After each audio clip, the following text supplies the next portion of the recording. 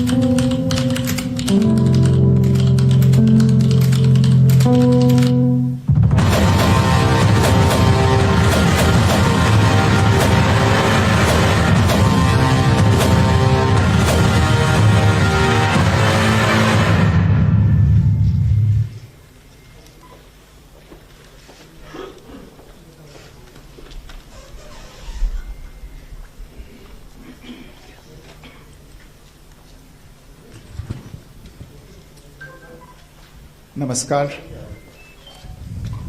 इस ब्रीफिंग में शामिल होने के लिए आप सभी का धन्यवाद।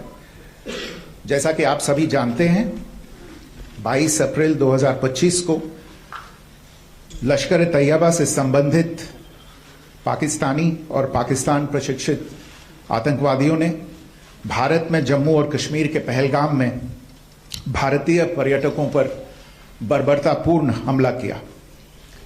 25 भारतीयों और एक नेपाली नागरिक को कायरतापूर्ण मौत के घाट उतार दिया गया।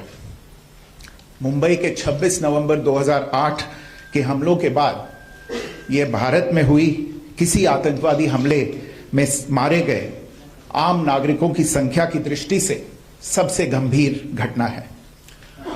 पहलगाम का हमला अत्यधिक बर्बरतापूर्ण था, जिसमें वहां मौजूद लोगों को करीब से और उनके परिवारों के सामने सिर पर गोली मारी गई। हत्या के इस तरीके से परिवार के सदस्यों को जानबूझकर आघात पहुंचाया गया। साथ ही उन्हें यह नसीहत भी दी गई कि वे वापस जाकर इस संदेश को पहुंचा दें। यह हमला स्पष्ट रूप से जम्मू और कश्मीर में बहाल हो रही सामान्य स्थिति को बाधित करने के उद्देश्य से किया गया था। चूंकि पर्यटन फिर से अर्थव्यवस्था का मुख्य आधार बन रहा था, इस हमले का मुख्य उद्देश्य इसे प्रतिकूल रूप से प्रभावित करना था। पिछले वर्ष आप सभी जानते हैं 2.25 करोड़ से अधिक पर्यटक कश्मीर आए थे। इस हमले का मुख्य उद्देश्य इसलिए संभवतः यह था कि इस संघ राज्य क्षेत्र में विकास और प्रगति को नुकसान पहुंचाकर इसे पिछड़ा बनाए रखा जाए और पाकिस्तान से लगातार होने वाले सीमा पार आतंकवाद के लिए उपजाऊ जमीन बनाने में सहायता की जाए। हमले का यह तरीका जम्मू और कश्मीर और शेष राष्ट्र दोनों में सांप्रदायिक दंगे भड़काने के उद्देश्य से भी प्रेरित था। इसका श्रेय सरकार और भारत के सभी नागरिकों को दिया जाना चाहिए कि इन प्रयासों को विफल कर दिया गया। एक समूह ने खुद को रेजिस्टेंस फ्रंट टीआरएफ कहते हुए इस हमले की जिम्मेदारी ली है। यह समूह संयुक्त राष्ट्र द्वारा प्रतिबंधित पाकिस्तानी आतंकवादी समूह लश्कर-ए-तैयबा से जुड़ा हुआ है। यह उल्लेखनीय है कि भारत ने मई और नवंबर 2024 में संयुक्त राष्ट्र की 1267 कमेटी की सैंक्शंस मॉनिटरिंग टीम को अर्धवार्षिक रिपोर्ट प्रस्तुत की थी, जिसमें टीआरएफ के बारे में साफ इनपुट दिए गए थे। इससे पाकिस्तान स्थित आतंकवादी समूहों के लिए कवर के रूप में टीआरएफ की भूमिका सामने आई थी। इससे पहले भी दिसंबर 2023 में भारत ने इस टीम को लश्कर-ए-तैयबा और जैश-ए-मोहम्मद के बारे में सूचित किया था, जो टीआरएफ जैसे छोटे आतंकवादी समूहों के माध्यम से अपनी गतिविधियों को संचालित कर रहे हैं। इस संबंध में 25 अप्रैल को यूएन सिक्योरिटी काउंसिल प्रेस वक्तव्य में टीआरएफ के संदर्भ को हटाने के लिए पाकिस्तान के दबाव पर भी ध्यान दिया जाना चाहिए। पहलगाम आतंकवादी हमले की जांच से पाकिस्तान के साथ आतंकवादियों के संपर्क उजागर हुए हैं। रेजिस्टेंस फ्रंट द्वारा किए गए दावे और लश्कर-ए-तैयबा से ज्ञात सोशल मीडिया हैंडल द्वारा इसको रीपोस्ट किया जाना इसकी पुष्टि करता है। चश्मदीद गवाहों और विभिन्न जांच एजेंसियों को उपलब्ध अन्य सूचनाओं के आधार पर हमलावरों की पहचान भी हुई है। हमारी इंटेलिजेंस ने इस टीम के योजनाकारों और उनके समर्थकों की जानकारी जुटाई है। इस हमले की रूपरेखा भारत में सीमा पार आतंकवाद को अंजाम देने के पाकिस्तान के लंबे ट्रैक रिकॉर्ड से भी जुड़ी हुई है, जिसके लिखित और स्पष्ट दस्तावेज उपलब्ध हैं। पाकिस्तान दुनिया भर में आतंकवादियों के लिए एक शरण स्थल के रूप में पहचान बना चुका है। यहां अंतर्राष्ट्रीय स्तर पर प्रतिबंधित आतंकवादी सजा पाने से बचे रहते हैं। इसके अलावा पाकिस्तान ने इस मुद्दे पर विश्व और फाइनेंशियल एक्शन टास्क फोर्स जैसे अंतर्राष्ट्रीय मंचों को जानबूझकर गुमराह करने के लिए भी जाना जाता है। साजिद मीर का मामला, जिसमें इस आतंकवादी को पाकिस्तान ने मृत घोषित कर दिया था और फिर अंतर्राष्ट्रीय दबाव के परिणाम स्वरूप वो जीवित पाया गया, इसका सबसे स्पष्ट उदाहरण है। यह स्वाभाविक है कि पहलगाम में हुए इस हमले से जम्मू और कश्मीर के साथ साथ भारत के अन्य भागों में भी आक्रोश देखा गया। हमलों के बाद भारत सरकार ने स्वाभाविक रूप से पाकिस्तान के साथ संबंधों को लेकर कुछ कदम उठाए। आप सभी उन निर्णयों से अवगत हैं जिसकी घोषणा 23 अप्रैल को की गई थी। तथापि यह आवश्यक समझा गया कि 22 अप्रैल के हमले के अपराधियों और उनके योजनाकारों को न्याय के कटघरे में लाया जाए। हमलों के एक पखवाड़े के बाद भी पाकिस्तान द्वारा अपने क्षेत्र या अपने नियंत्रण वाले क्षेत्रों में आतंकवादियों की इंफ्रास्ट्रक्चर के विरुद्ध कार्यवाही करने के लिए कोई स्पष्ट कदम नहीं उठाया गया है। उल्टे वो इनकार करने और आरोप लगाने में ही लिप्त रहा है। पाकिस्तान आधारित आतंकवादी मॉड्यूल्स पर हमारी खुफिया निगरानी ने संकेत दिया है कि भारत के विरुद्ध आगे भी हमले हो सकते हैं। अतः इनको रोकना और इनसे निपटना दोनों को बेहद आवश्यक समझा गया। आज सुबह, जैसा कि आपको ज्ञात होगा, भारत ने इस तरह के सीमा पार हमलों का जवाब देने और उन्हें रोकने तथा उनका प्रतिरोध करने के अपने अधिकार का प्रयोग किया है। यह कार्यवाही नपीतुली, नॉन एस्केलेटरी, आनुपातिक और जिम्मेदारीपूर्ण है। यह आतंकवाद की इंफ्रास्ट्रक्चर को समाप्त करने और भारत में भेजे जाने वाले संभावित आतंकवादियों को अक्षम बनाने पर केंद्रित है। आपको यह भी स्मरण होगा कि 25 अप्रैल 2025 को संयुक्त राष्ट्र सुरक्षा परिषद ने पहलगाम आतंकवादी हमले पर एक प्रेस वक्तव्य जारी किया था, जिसमें आतंकवाद के इस निंदनीय कार्य के अपराधियों, आयोजकों, फाइनेंसरों और प्रायोजकों को जवाबदेह ठहराने और उन्हें न्याय के दायरे में लाने की आवश्यकता पर जोर दिया गया था। भारत की आज की इस कार्रवाई को इसी संदर्भ में देखा जाना चाहिए। Good morning. Thank you all for joining this briefing. As you are all aware, on April 22, 2025, Pakistani and Pakistan-trained terrorists belonging to the Lashkar-e-Taiba carried out a savage attack on Indian tourists at Pahalgam in Jammu and Kashmir in India. They murdered 26 people, including one national of Nepal, causing the largest number of civilian casualties in a terrorist attack in India since the 26 November 2008 attacks in Mumbai. The attack in Pahalgam was marked by extreme barbarity, with the victims mostly killed with headshots from close range and in front of their families. Family members were deliberately traumatized through the manner of the killing, accompanied by the exhortation that they should take back the message. The attack was clearly driven by the objective of undermining the normalcy returning to Jammu and Kashmir. In particular, it was designed to impact the mainstay of the economy, tourism, with a record 23 million tourists visiting the valley last year. The calculation presumably was that harming growth and development in the Union Territory would help keep it backward and create fertile ground for continued cross-border terrorism from Pakistan. The manner of the attack was also driven by an objective of provoking communal discord, both in Jammu and Kashmir and the rest of the nation. It is to the credit of the government and the people of India that these designs were foiled.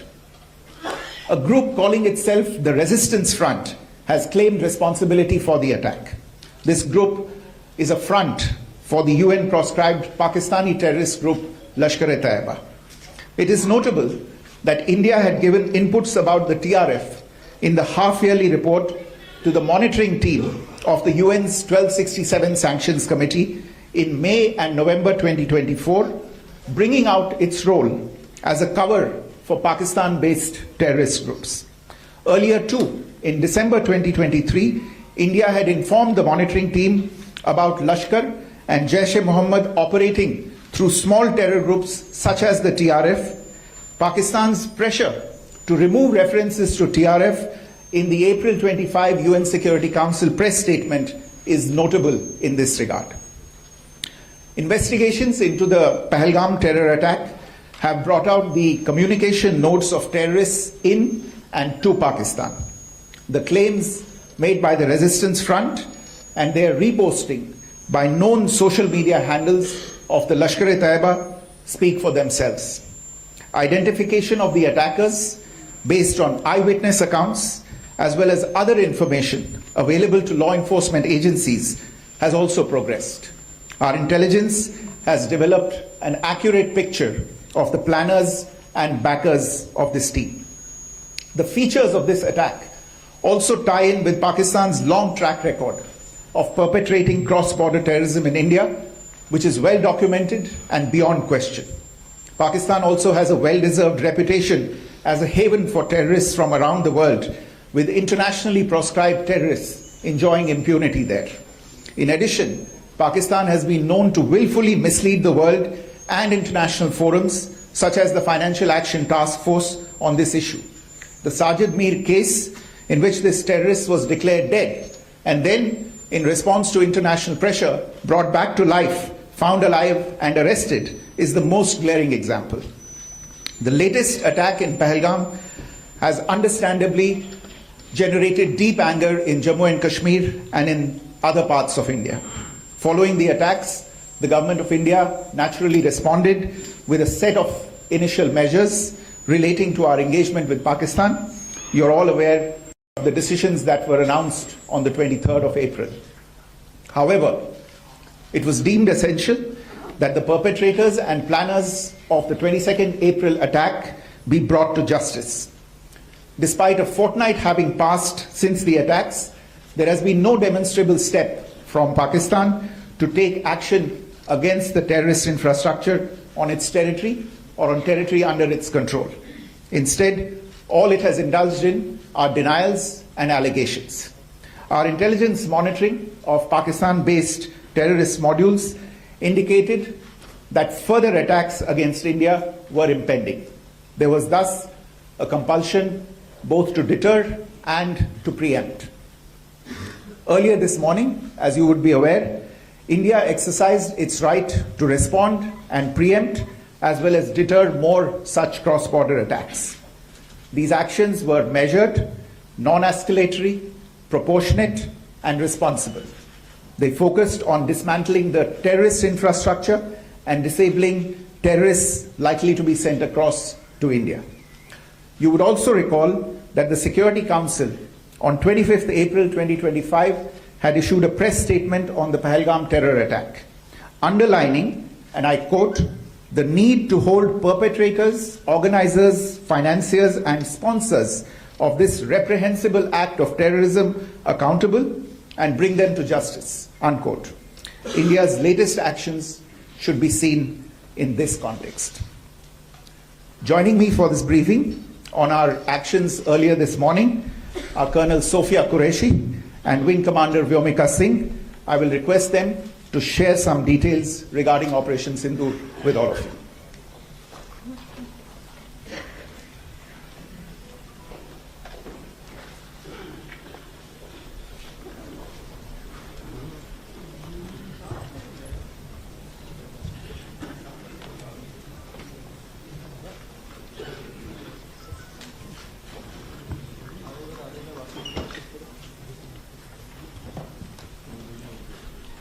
सुप्रभात देवियों और सज्जनों, मैं colonel Sophia Qureshi और मेरे साथ wing commander Vyomika Singh आज आपको 6 से 7 मई 2025 की रात 1:05 से 1:30 बजे के बीच भारतीय सशस्त्र बलों द्वारा अंजाम दिए गए ऑपरेशन सिंदूर के बारे में जानकारी देंगे। ऑपरेशन सिंदूर 22 अप्रैल को पहलगाम में हुए विभत्स आतंकवादी हमले के शिकार मासूम नागरिकों व उनके परिवारों को न्याय देने के लिए लॉन्च किया गया था। इस कार्रवाई में 9 टेररिस्ट कैंप्स को टारगेट किया गया और पूरी तरह से इसे बर्बाद किया गया। पाकिस्तान में पिछले 3 दशकों से टेरर इंफ्रास्ट्रक्चर का निर्माण हो रहा। इसमें recruitment, indoctrination centres, training areas व लॉन्च पैड शामिल थे, जो पाकिस्तान और पाक अधिकृत जम्मू कश्मीर POJK दोनों में फैले हैं। Operation Sindoor was launched by Indian Armed Forces to deliver justice to the victims of Pahalgam terror attack and their families. 9 terrorist camps were targeted and successfully destroyed. Over the last 3 decades, Pakistan has systematically built terror infrastructure. It is a complex web of recruitment and indoctrination centers, training areas for initial and refresher courses, and launch pads for handlers. These camps are located both in Pakistan as well as Pakistan-occupied Jammu and Kashmir areas. Some of the well-known training camps are located, as you can see on the screen. They are distributed from Savai Nala in the north, counting to approximately 21, ending at Bhagalpur to the south. इन लक्ष्यों का चयन विश्वसनीय intelligence सूचनाओं के आधार पर हुआ ताकि आतंक गतिविधियों की रीढ़ तोड़ी जा सके, और यह खास ध्यान दिया गया कि निर्दोष नागरिकों और सिविलियन इंस्टॉलेशन को नुकसान न पहुंचे। The selection of these targets for Operation Sindoor was based on credible intelligence inputs and role of these facilities in perpetrating the terror activities. The locations were so selected to avoid damage to civilian infrastructures and loss of any civilian lives. This was done with due diligence, and the camps selected for targeting and their engagement will now be shown to you one by one. PoJK के targets मैं आपको बताना चाहूंगी। सबसे पहले सवाई नाला camp Muzaffarabad, जो कि पीओजेके के लाइन ऑफ कंट्रोल से 30 किलोमीटर दूर है। यह एक लश्कर ए तौयबा का ट्रेनिंग सेंटर था। 20 अक्टूबर 2024 सोनमर्ग, 24 अक्टूबर 24 गुलमर्ग, 22 अप्रैल 2025 पहलगाम, इन हमलों के आतंकियों ने यहीं से प्रशिक्षण लिया था। सैयदना बिलाल कैंप मुजफ्फराबाद, यह एक जैश ए मोहम्मद का स्टेजिंग एरिया है। यह हथियार, विस्फोटक और जंगल सर्वाइवल ट्रेनिंग का केंद्र भी था। गुलपुर कैंप कोटली, यह एलओसी से 30 किलोमीटर दूर था। लश्कर ए तौयबा का बेस था जो रजौरी, पुंछ में सक्रिय था। 20 अप्रैल 2023 को पुंछ में और 9 जून 2024 को तीर्थ यात्रियों के बस हमले में यहीं से आतंकी को ट्रेन किया गया था।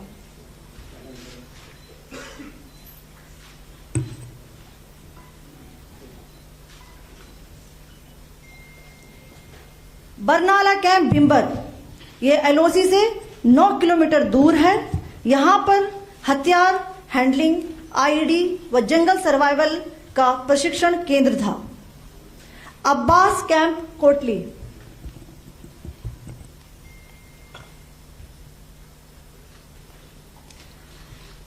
यह एलओसी से 13 किलोमीटर दूर है। लश्कर ए तौयबा का फिदाइन यहां तैयार होता था। इसकी कैपेसिटी 15 टेररिस्ट को ट्रेन करने की थी।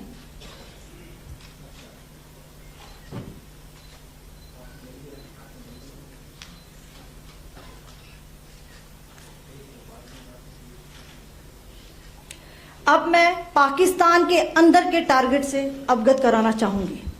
पहला, सर्जल कैंप सियालकोट,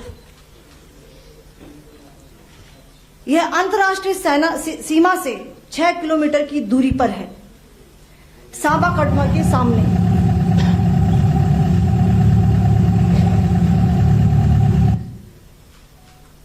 मार्च 2025 में जम्मू एंड कश्मीर पुलिस के 4 जवानों को की जो हत्या की गई थी, उन आतंकवादियों को इसी जगह पर ट्रेन किया गया था। दूसरा, महमूना जाया कैंप सियालकोट, यह 18 से 12 किलोमीटर आईबी से दूर था। हिजबुल मुजाहिदीन का बहुत बड़ा कैंप था। यह कठुआ जम्मू क्षेत्र में आतंक फैलाने का नियंत्रण केंद्र था। पठानकोट एयरफोर्स बेस पर किया गया हमला भी इसी कैंप से प्लान और डायरेक्ट किया गया था। मरकज ताइबा मुरीद के, यह आईबी से 18 से 25 किलोमीटर दूरी पर है। 2008 के मुंबई हमले के आतंकी भी यहीं से प्रशिक्षित हुए थे। अजमल कसब व डेविड हेडली भी यहां ट्रेन हुए थे।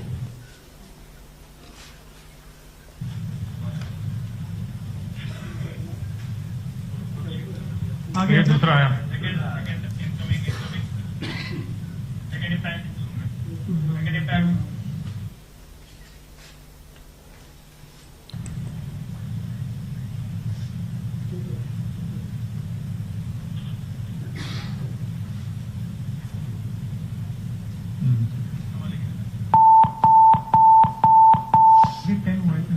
टारगेट 10 हुआ, एंक्लोजर सेम ही है।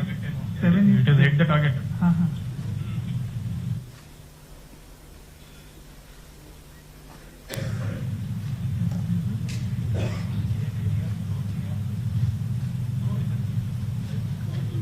आ गया सर।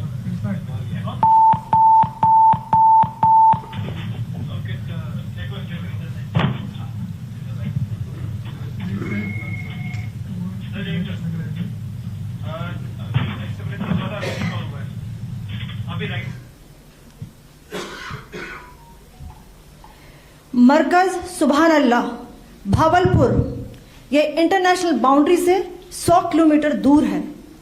जैश ए मोहम्मद का मुख्यालय था। यहाँ पर रिक्रूटमेंट, ट्रेनिंग व इंडॉक्ट्रिनेशन का केंद्र भी था। शीर्ष आतंकी अक्सर यहाँ आते थे। मैं आप सबको बताना चाहती हूँ कि किसी भी सैन्य ठिकाने का निशाना नहीं बनाया गया और अभी तक किसी तरह की नागरिक क्षति की रिपोर्ट नहीं है। धन्यवाद। जय Hind. The strike on the terror camps were undertaken through precision capability, as shown to you. A niche technology weapons with careful selection of warheads was ensured so that there will be no collateral damage. The point of impact in each of the target was a specific building or a group of buildings. All the targets were neutralized with clinical efficiency, and the results reiterate the professionalism of the Indian Armed Forces in the planning and execution of their operations. No military establishments were targeted. India has demonstrated considerable restraint in its response. However, it must be said that the Indian Armed Forces are fully prepared to respond to Pakistani misadventures, if any, that will escalate this situation. Jai Hind, and thank you very much. Ladies and gentlemen, friends in the media, I ask your indulgence today in view of the fact that this is still an evolving situation. We will therefore not be able to take questions and answers today, but we will come back for more updates and more briefings shortly. Thank you all very much for joining us this morning. Thank you. Jai Hind.